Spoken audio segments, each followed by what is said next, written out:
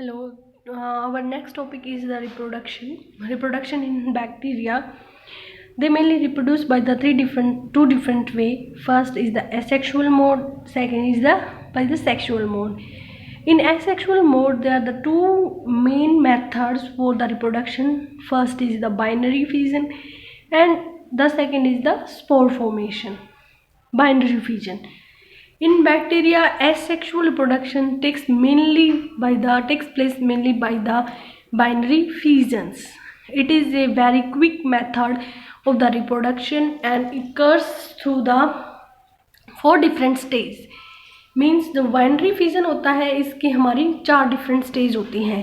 First, division of nucleoids. Nucleoids मतलब nuclear body, यानी कि जो डीएनए होता है सबसे पहले उसका डिवीजन होता है. The bacterial cells which is going under the binary fissions, initially it start the elongate. इसका साइज जो होता है ये elongate होना स्टार्ट होती है and its nucleate it attach with the mesosomes. तो इसके से हमें पता चलता है जो हमारा मीजोसोम होता है it is important for the binary fissions. जो न्यूक्लियोइड होता है it attach with the mesosomes and cell start elongate. The nuclear body is also elongate. तो जो हमारा न्यूक्लियर बॉडी होती है वो सेल के साथ ये भी इलोंगेट होना स्टार्ट होता है and it's narrow in the middles, और ये मिडल से नैरो होना स्टार्ट हो जाती है and divide into the 2 nuclear bodies, और 2 न्यूक्लियस बॉडी में डिवाइड हो जाती है and attach with the new mesosomes also. इसके साथ साथ एक नया मीजोसोम्स बनता है. Both new and old mesosomes are also separated apart due to the synthesis of membrane between them. So the mesosomes carrying the daughter nucleus body to the opposite pole of dividing bacterial cells. अब मैं आपको यहाँ पे इसका diagram बना के दिखाती हूँ. सबसे पहले क्या होती है, ये हमारी बैक्टीरियल सेल है, ये इसका न्यूक्लियोइड है, न्यूक्लियस है. सबसे पहले हमारी सेल्स जो है ये इलोंगेट होती है. सेल इलोंगेट होती है तो इसके साथ साथ हमारा न्यूक्लियोइड भी इलोंगेट होता है, और जो प्लाज्मा मेम्ब्रेन होती है इसके अंदर मीजोसोम्स की फॉर्मेशन होना स्टार्ट हो जाती है फ्रॉम बोथ साइड्स. देन अब जो हमारा न्यूक्लियोइड है इसके अंदर ऐसे सेंटर से कंस्ट्रक्शन होना स्टार्ट हो जाती है. थिन होना ये स्टार्ट हो जाता है ताकि 2 में डिवाइड हो जाए. देन इसके बाद क्या होता है कि ये दोनों साइड से ऐसे मीजोसोम से अटैच हो जाता है.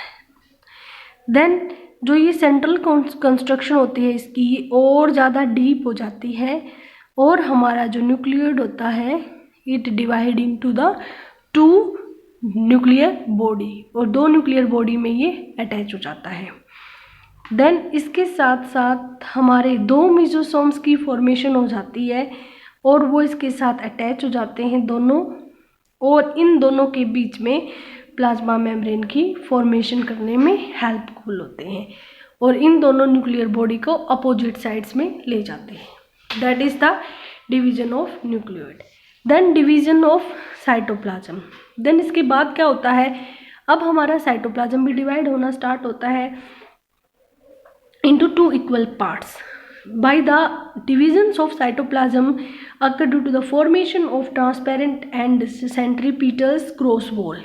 जैसे कि इस डायग्राम में दिखा रखा है कि जैसे ही हमारे न्यूक्लियर बॉडी 2 बनती हैं तो जो सेंटर में हमारी प्लाज्मा मेम्ब्रेन या सेल वॉल होती है वो सेंट्रीपिटली ग्रो करना शुरू कर देती है and its divide into the cells into the 2 different parts.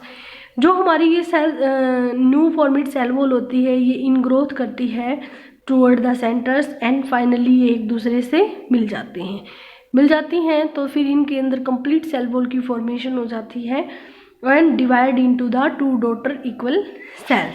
Then separation of 2 daughter cells, formation of cross walls.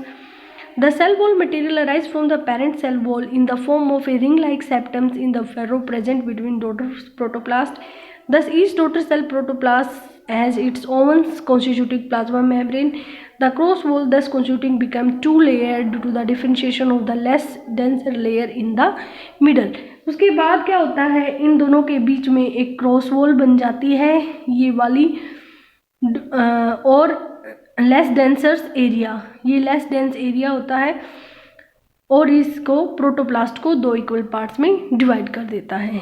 Then separation of daughter cells, separation of daughter cells में जैसे दिखाया है ये स्लाइटली ये वाली जो सेल होती है जब हमारी क्रॉस वॉल की फॉर्मेशन होती है तो जो ये सेल होती है आउटर सेल वॉल ये स्लाइटली कंस्ट्रक्ट होना शुरू कर देती है ऑन द सेल्स वॉल्स, और धीरे धीरे जो ये कंस्ट्रक्शन होती है और ज़्यादा डीप होती जाती है और हमारी सेल्स को 2 पार्ट्स में डिवाइड कर देती है।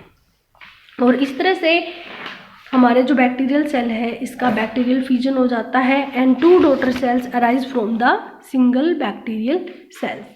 देन उसके बाद आता है आपका second mode of asexual reproduction जिसको हम बोलते हैं spore formation. Spore formations mainly occur during the unfavourable environmental conditions. ये the few bacteria show their ability to form a highly resistant endospores. Endospores मतलब एंडो मतलब इनसाइड द बैक्टीरियल सेल्स, जो cells bacterial cells के अंदर बनते हैं उनको हम बोलते हैं एंडोस्पोर्स। अगर बैक्टीरियल सेल्स अंदर बन रहे के बैक्टीरियल सेल के अंदर बन रहा है इट मीन्स वो इन्वायरमेंटल कंडीशन से रेजिस्ट हो रहा है।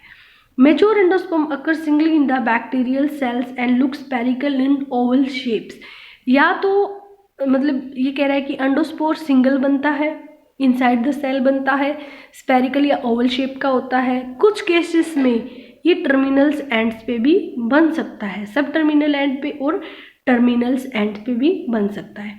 The spore are formed when the environmental conditions of cells become unfavourable. Initially क्या होता है the cell start lose water को लॉस करती है, स्टार्ट श्रिंक होना स्टार्ट कर देती है and remain quiescent until water is again available. Quiescent मतलब मेटाबॉलिकली इनएक्टिव हो जाती है जब तक उसको फिर से वाटर नहीं मिलता। The formation of spore is not kind of reproduction since one spore is formed पर सेल्स। एक स्पोर ही बनता है एक सेल के अंदर। एंडोस्पर्म स्लाइटली थिक वॉल्ड होते हैं and distinct into the 4 type. First इसकी 4 लेयर्स होती हैं। फर्स्ट इज बोलते हैं मतलब exosporium. Exosporium second layer is spore coat cortex and spore core wall.